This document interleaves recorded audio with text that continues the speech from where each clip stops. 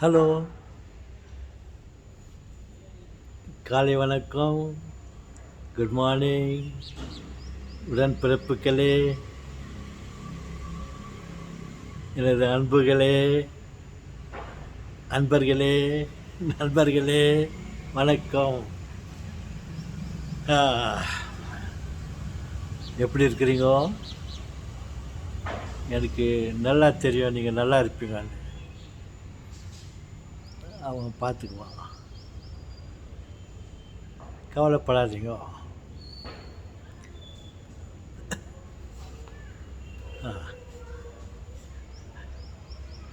எனக்கு ஒரு பெரிய சிந்தனை. நாங்கள் ஒரு சின்ன சிந்தனைன்றதை விட்டுட்டு பெரிய சிந்தனைன்றீங்க.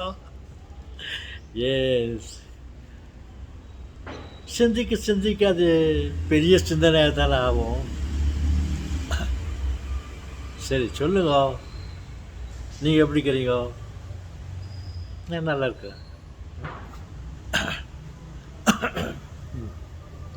என்ன சிந்தனை என்றால் என்று நீங்கள் கேட்பீர்களே, ஆனால் இப்போ பாருங்க, நம்ம ஒரு இடத்துலேருந்து இன்னொரு இடத்துக்கு பயணம் செய்கிறோம். இங்கே லோக்கலில் போகிறதுக்கு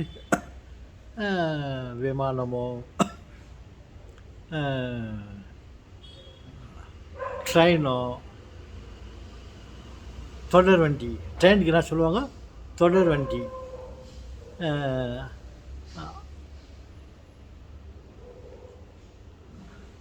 பஸ்ஸுக்கு என்ன சொல்லுவாங்க, பஸ்ஸுக்கு நம்ம சொல்லுவாங்க, டைம் வேஸ்ட் பண்ணுறாங்க. ரொம்ப டைம் வந்து ரொம்ப ரொம்ப ப்ரெஸ்டிஜியஸாக என்ன சொல்லுவாங்க அப்படி. ஓகே, அப்போ எங்கே போனாலும் நம்ம லோக்கலில் இந்த மாதிரி வாகனத்தில் போயிடுறோம். ஸ்கூட்டர், காரு, பஸ்ஸுக்கு எல்லாம் போகணும். இப்போது உலகத்தை சுற்றி பார்க்கணும் அப்படின்னு ஒரு ஆசை இருக்கும்போது நம்மளுக்கு அந்த அளவுக்கு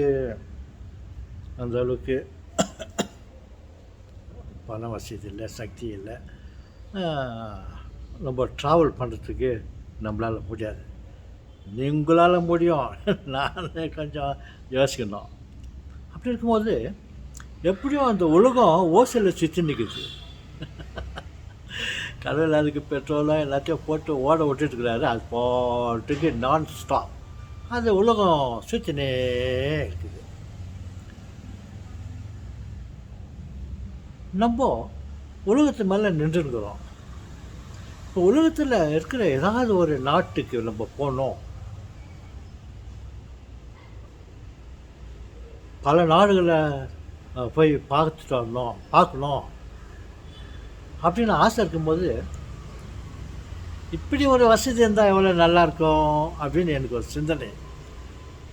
இல்லை, அப்படி ஒரு வசதியை நம்மால் ஏற்படுத்தி கொள்ள முடியுமா அப்படின்ற ஒரு ஆசை. ஆசை தோசை. சொல்லுங்க, உங்கள் ஆசை என்னன்றீங்களா? என்னென்னா, நம்ம உலகத்து மேலே நின்றுருந்தால் உலகம் சுற்றி நிற்குது. எங்கன்னா ஒரு இடத்துக்கு போனாக்கா அது மேலே நம்ம ட்ராவல் பண்ணலாம். உலகத்துக்கு மேலே கொஞ்சம் ஹைட்டில் போய் நின்றுட்டாக்கா, எவ்வளோ ஹைட்னா போங்க, உங்களுக்கு எவ்வளோ சக்திக்குதோ, வயசாகிடுச்சுன்றீங்களோ, உங்களால் எவ்வளோ முடியுமோ அவ்வளோ ஹைட்டுக்கு போய்டுவோம்.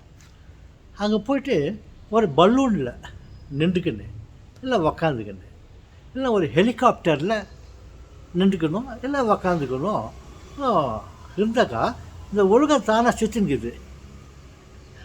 இப்போ ஏதோ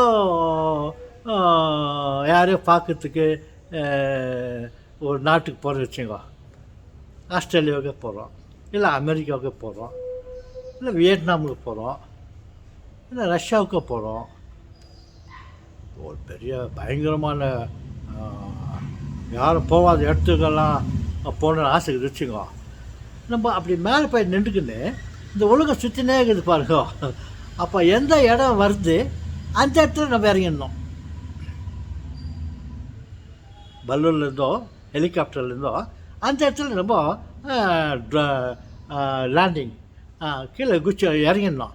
இறங்கிட்டு அந்த ஊரை சுற்றி பார்த்துருக்கணும், அந்த நாட்டை சுற்றி பார்த்துருக்கணும். அப்புறம் சும்மா வேறு நாட்டுக்கு போனாக்கா அங்கேருந்து நம்ம அப்படியே ரைஸ் ஆகிடணும், அப்புறம் மேலே நின்றுக்கணும். இந்த உலகம் அது பாட்டுக்கு ஏமாளி மாதிரி சுற்றினே இருக்குது. அப்போ தேவைக்கிற இடத்துக்கு ஜெர்மனோ அல்லது அயர்லாண்டோ அல்லது ஜப்பானோ ஏதோ அங்கே போகணுன்னு வச்சுங்க, அந்த நாடு வரும்போது அங்கே நம்ம இறங்கிடணும். பாருங்க, காசு செலவே இல்லை. ஆனால் இவ்வளோ ஆசை இருக்கக்கூடாதுங்கனாக்கா என்கிட்ட காசு இல்லை சாமி. காசு இருந்தாக்கா ராக்கெட்லேயே போயிட்டு அங்கங்கே இறங்கி பார்த்துருந்தோம். இந்த மாதிரி காசு இருந்தால் கூட, வசதி இருந்தால் கூட, ஏன் நம்ம இந்த மாதிரி ஒரு வசதியை ஏற்படுத்திக்க கூடாது? இப்படியா நம்மால் ஆகுமா? பெரியவங்களாக சொன்னாங்க, உன்னால் முடியும் தம்பி அப்படின்னு. அப்படியே அவங்க சொல்லும் போது என்னால் முடியும், முயற்சி திருவினையாக்கும், இன்றைய முயற்சி நாளைய வெற்றியாக இருக்கலாம் அப்படின்னு எனக்கு ஒரு ஆசை. என்ன ஆசை? உலகத்து மேலேருந்து மேலே கொஞ்சம் ஹைட்டில் போய்ட்டு நின்றுடணும். உலகம் சுற்றினே இருக்கும்போது நமக்கு தேவையான கண்ட்ரி வரும்போது நம்ம அங்கே இறங்கிடணும், எல்லாத்தையும் சுற்றி பார்க்கலாம். இந்த மாதிரி உலகம் சுற்ற வாலிபன், எப்படி உலகம் சுற்ற வாலிபன் அப்படின்னு பேர் எடுக்கலாமே. என்ன சொல்கிறீங்க? சிந்தித்து பாருங்க சார். சிந்தனைக்கும் ஒரு அளவு இருக்குது. இது சிந்தனையா? இது என்ன, இதுக்கு என்ன பேர் வைக்கிறதுன்னு தெரியலன்றீங்களா? இதெல்லாம் யோசித்து பார்த்து எதனா பேர் வைங்க. மீண்டும் சந்திப்போம். வணக்கம்.